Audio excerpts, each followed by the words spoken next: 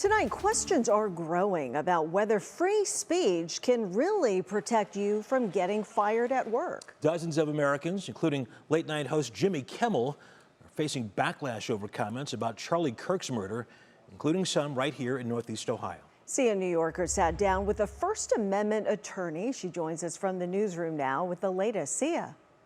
Yes, good evening, Russ and Lena. The First Amendment attorney I talked to told me that he's never seen anything quite like this before, and several other attorneys are concerned about what is called the chilling effect, which would discourage people from exercising their freedom of speech out of fear.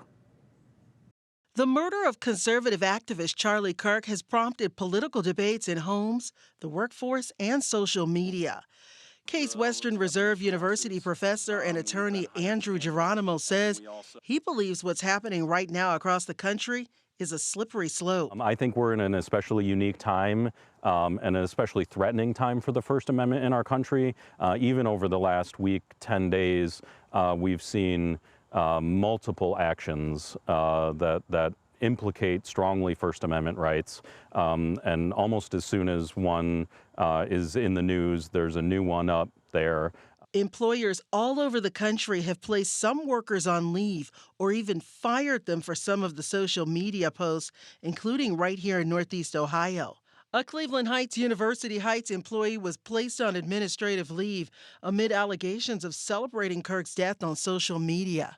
Cleveland Fire Chief Anthony Luke was placed on administrative leave for allegedly reposting an image on social media with an assault rifle caption and for, quote, romanticizing gun violence.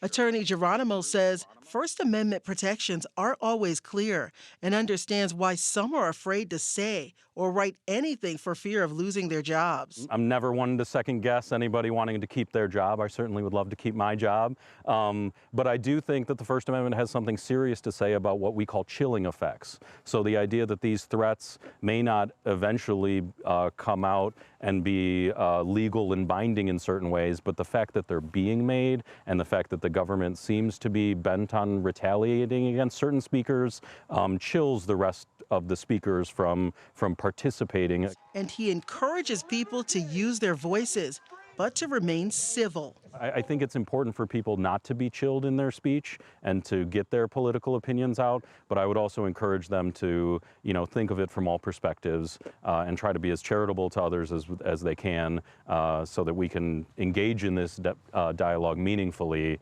and try to move our country in the right direction.